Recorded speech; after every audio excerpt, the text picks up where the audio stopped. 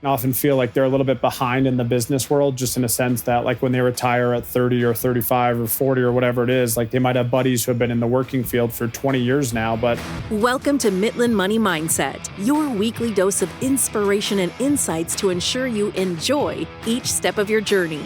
Whether you're saving for the future, planning your next big adventure, or simply looking to add more joy to your life, you've come to the right place. Now, let's dive in. Imagine reaching the peak of your dream, playing in the NHL, wearing USA across your chest, only to wake up at the age of 30 with the rink, the roar, and your identity gone. That was Drew Shore's reality. But instead of staying stuck, he built a bold new vision, connecting world-class athletes and business leaders through his company, Amalfi, and inspiring millions on his Betting the Limit podcast. Today on the Midland Money Mindset, Drew shares how to turn life's toughest transitions into your greatest wins and why betting on yourself is the most powerful play you'll ever make. I'm Larry Sprung, your host for the Midland Money Mindset and founder and wealth advisor of Midland Financial. Let's dive into the show. Well, I'm super excited today to have Drew Shore with us from Amalfi. Drew, welcome to the show.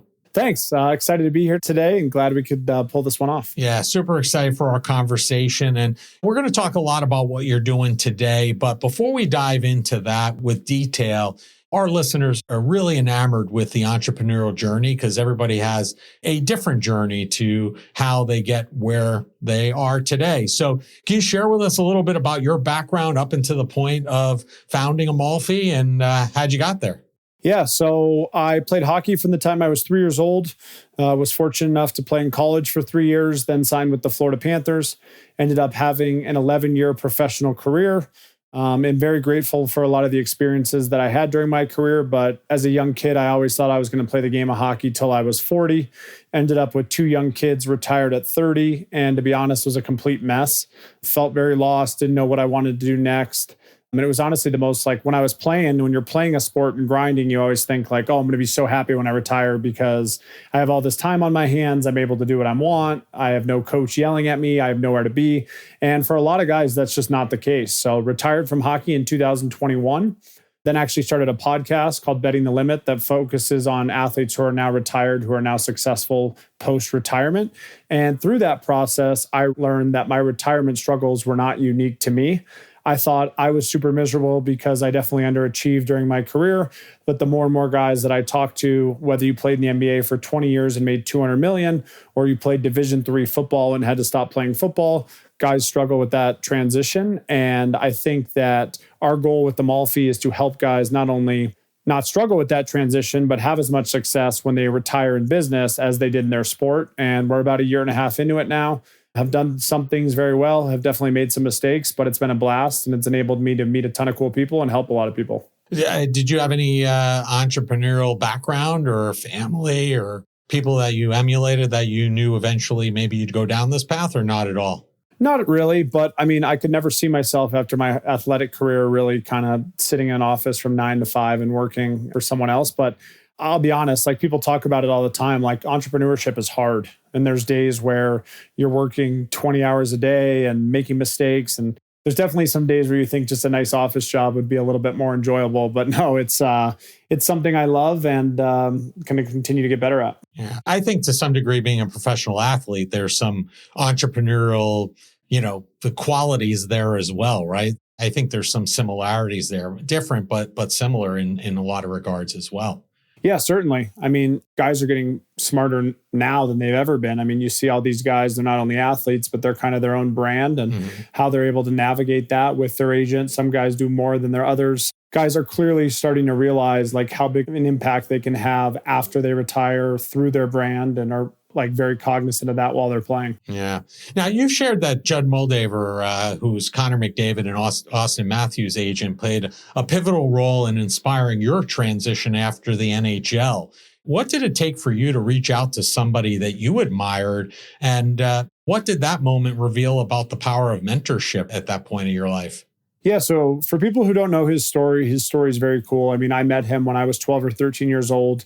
He was literally driving a van for a different agency, picking guys up at summer camps and getting them to the rink. And so fast forward 20 years, he's probably the most prominent agent in hockey. So there was a huge article that was written about his success. So I kind of just reached out to him when I was thinking about actually working for an NHL team and decided to work with him for 3 years and kind of being able to see the game, not only the game, but kind of analyze how he views contracts, how he does marketing things, and just kind of how he thinks about things. I think it's so unique in the game, and being able to kind of spend a lot of time with him over 3 years is someone I owe a lot of credit to.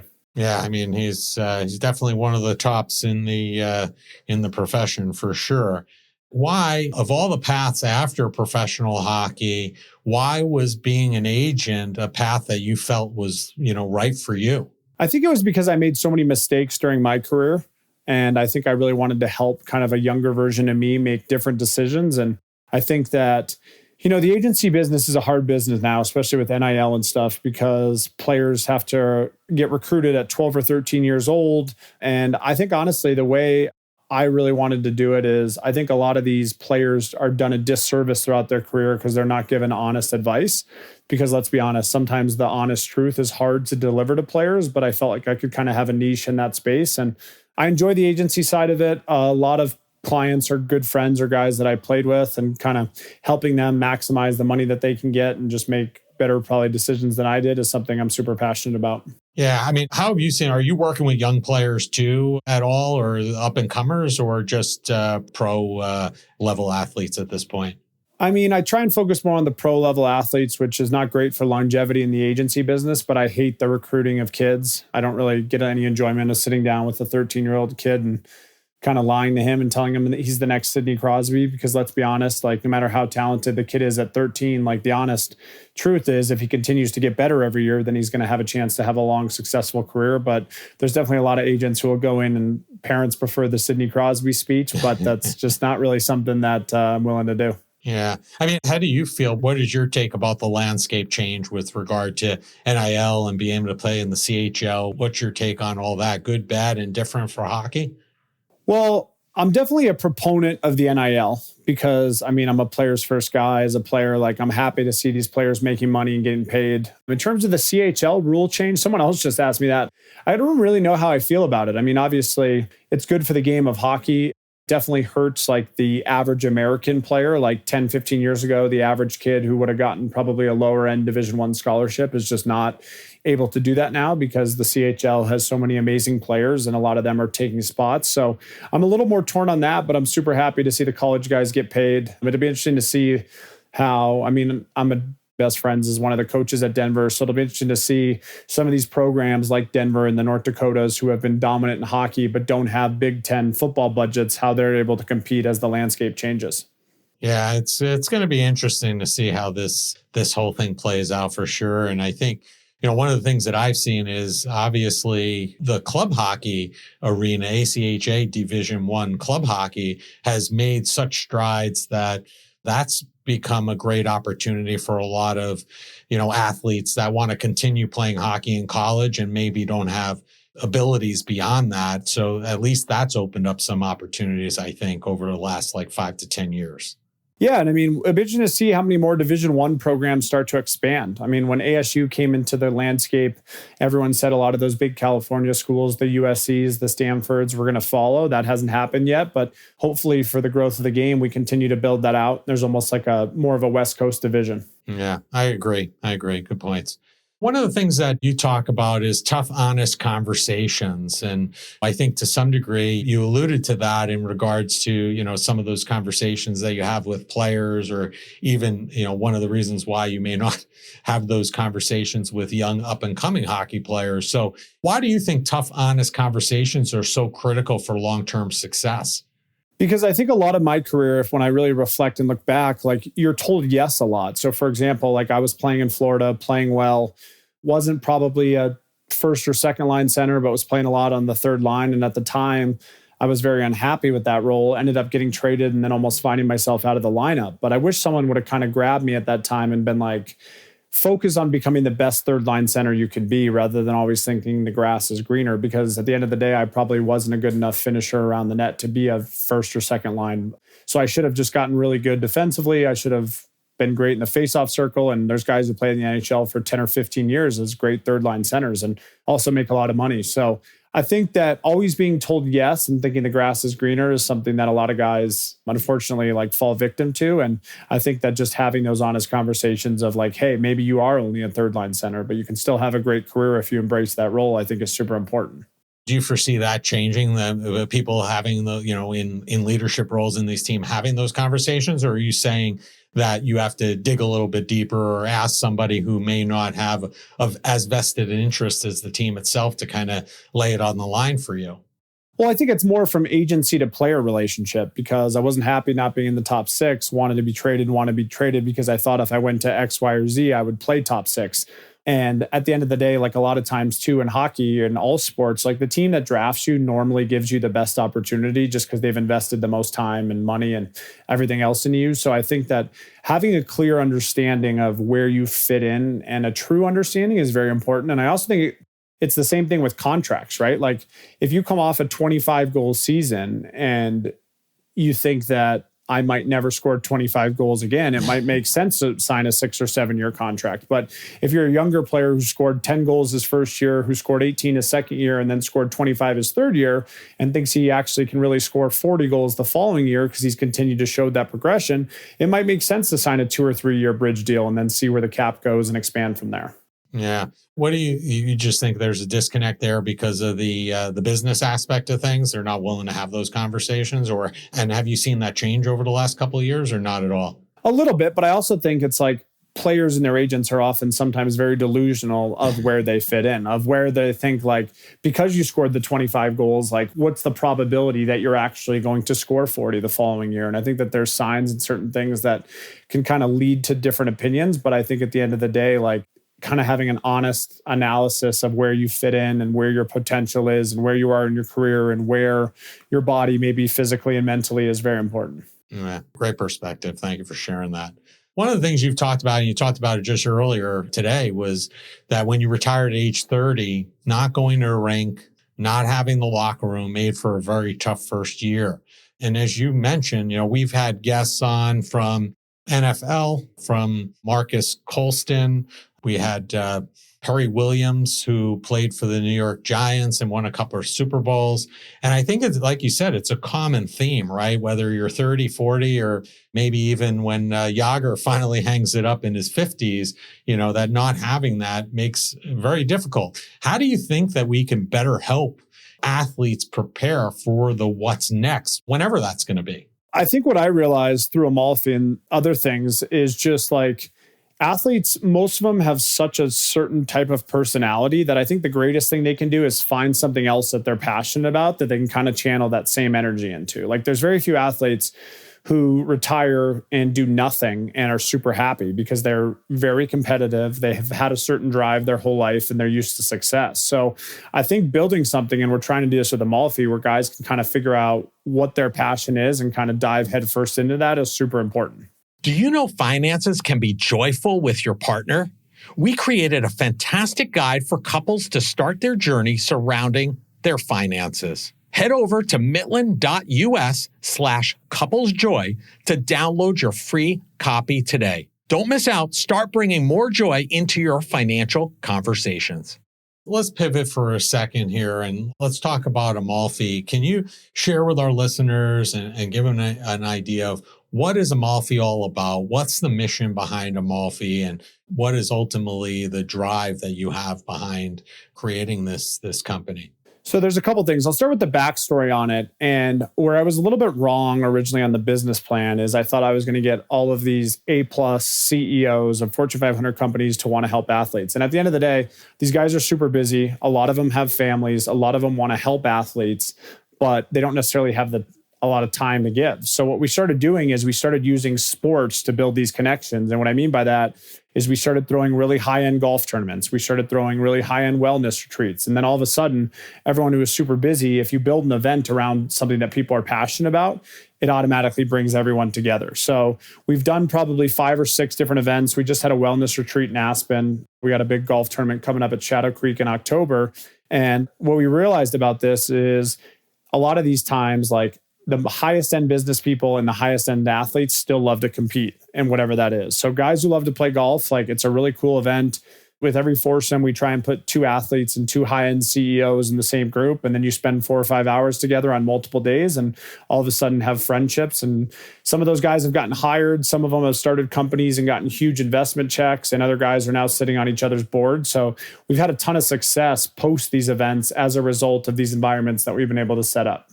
So is that basically the impetus? You're creating these high-end events to bring the decision makers together to create networking opportunities to further whoever's in attendance, their, life, brand, income, whatever.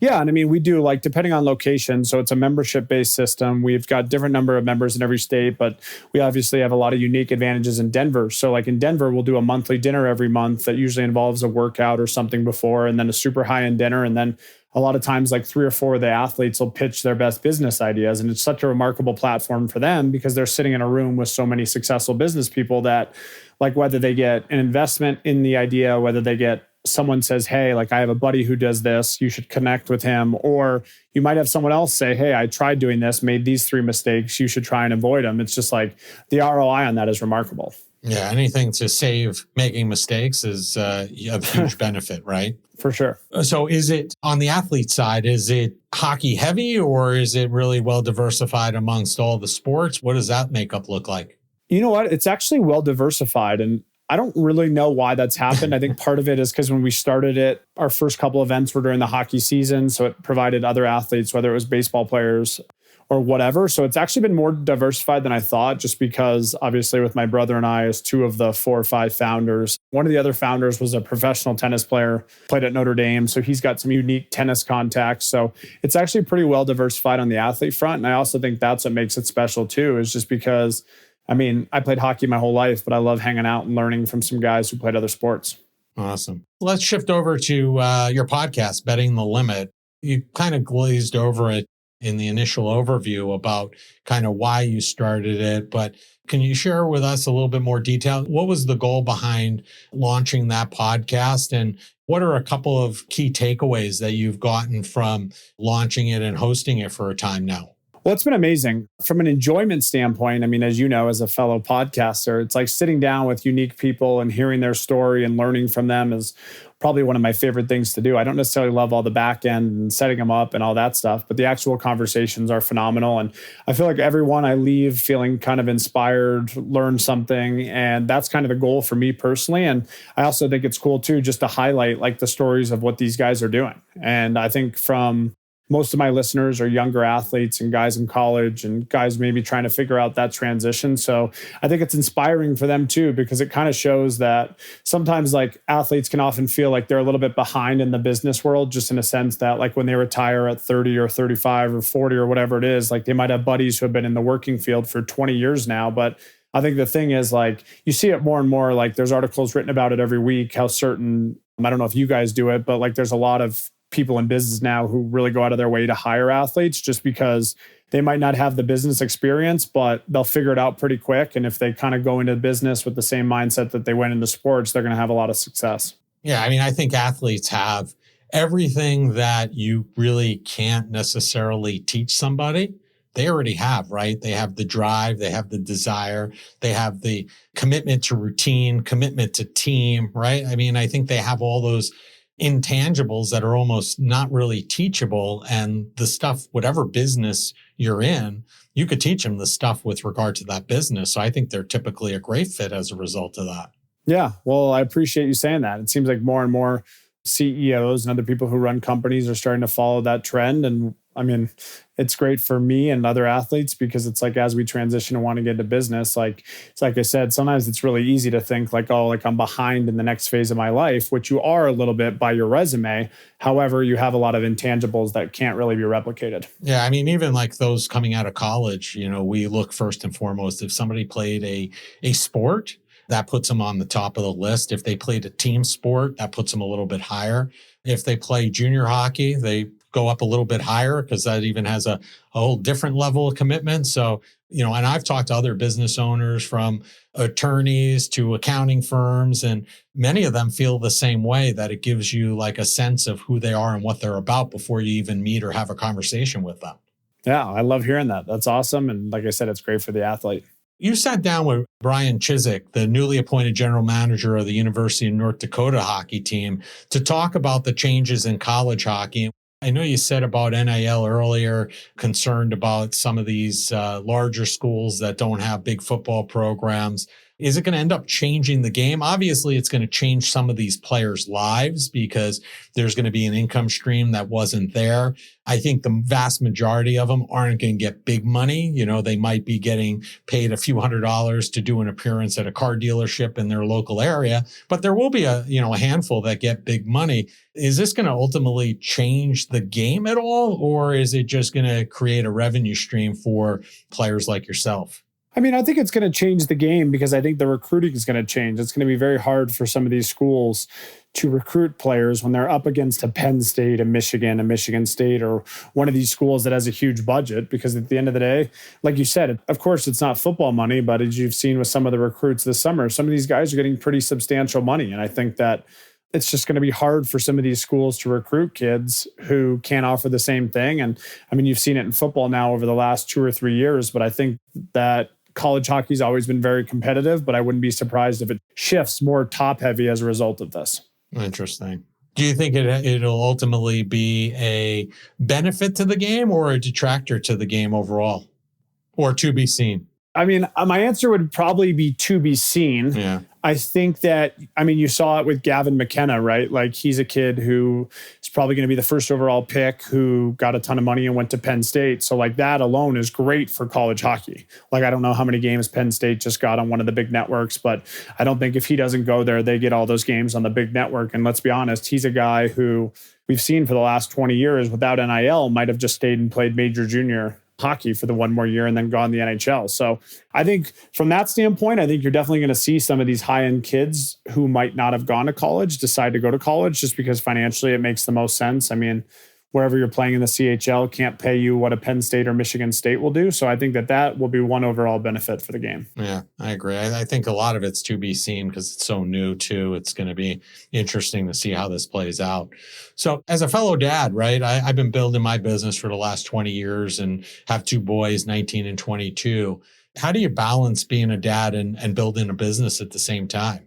I think that's one of the hardest things I struggle with on a daily basis. That was one of the best things about hockey for the most part is you had such a schedule when you go to the rink and practice, but then you'd come home from the rink and really be able to check out. And I think one of my biggest struggles now is I kind of always feel like I should be doing whatever I'm not doing. And I mean by that is like, if I'm working a ton, I definitely feel like some guilt.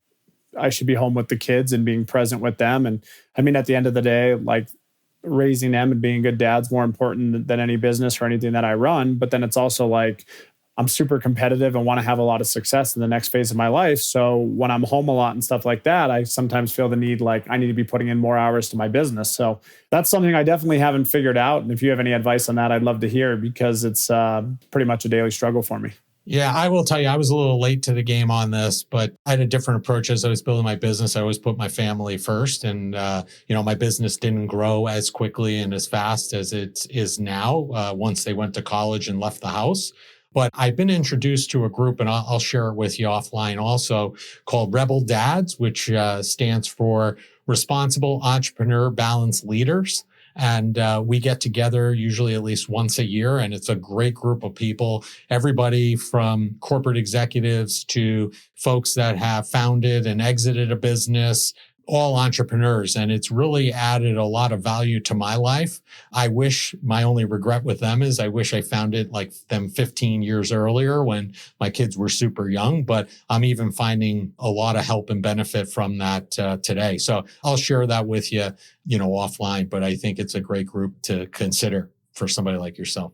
That's cool. And that's something that comes up in a lot of the Amalfi stuff, because I think it's just a struggle that every dad goes through. Yeah. And there's obviously phases and seasons of life where certain things are more important. One thing that I'm trying to keep in the back of my mind is like my kids are only young for so long. Like, as you've seen, like eventually they're going to be out of the house and I'm going to have as much time as I want to work, considering my wife will be sick of me after about 10 minutes. So I think that that's something I try and keep in the forefront of my mind. Yeah. And if you really want, you could do what I did. And my wife's our chief marketing officer. So now she's in the business too. That's awesome. I don't know if my wife would accept that role the way I run things, but that's amazing. And no, I'd love that. In full disclosure, I didn't think so either, but it's worked out great. So you never know. That's awesome. Yeah. So I have to ask you why, and I think you've been on record talking about this, why HockeyDB over elite prospects?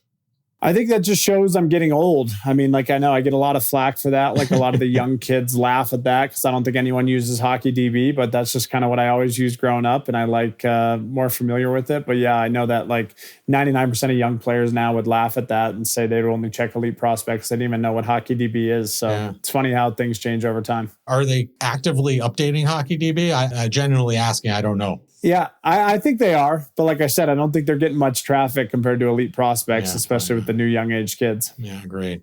Well, listen, Drew, this has been great. I really enjoyed you sharing your story, and we're all about joy on the Midland Money Mindset. And our listeners are always waiting for our last question because we ask each of our guests the same final question. And that is, what did you do today that brought you joy and put you in the right mindset for success? This question actually came on a very good day for me. I have not been on the ice in about 7 months. On Sunday, we have a huge charity game in Denver. The Avalanche alumni, which has a great roster of Joe Sakic, Peter Forsberg, Adam Foote, are playing against the DU alumni, including some of my best friends and myself. That game's on Sunday. So I actually got on the ice this morning with some of the guys who are currently playing, and I was breathing pretty hard. But overall, I was pretty happy with my performance, especially being off the ice for so long. So that brought me a ton of joy. Also brought both my daughters to school. They have one drop-off time now, which is awesome. So far, I've had a great day and really enjoyed this podcast. It sounds amazing. I remember, and I talk about this often because we get a lot of folks that talk about dropping their kids off at school and enjoy every moment. That 10 minutes, 15 minutes that I had with both my boys dropping them off at school was, irreplaceable. Loved it.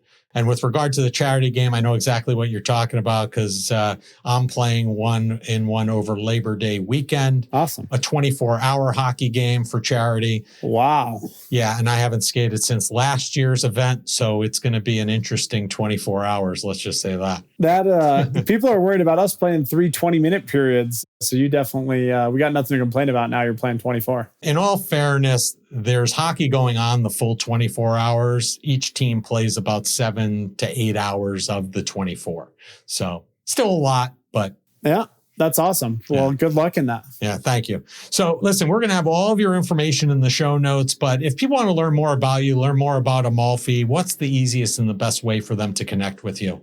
Probably joinamalfi.com is the easiest way to find out things on all things Amalfi. My email is drew@drewshore.com. Happy to talk to anyone about anything. And it's crazy with like technology in the world now, how easy it is to make different connections and friends, and definitely happy to assist in any way that I can. Yeah, shrinking every day. I don't think there's any more degrees of separation. It's probably down to 2 or 3 at this point. It's crazy. It is crazy. Well, listen, I appreciate your time. Thank you for sharing and enjoy your day.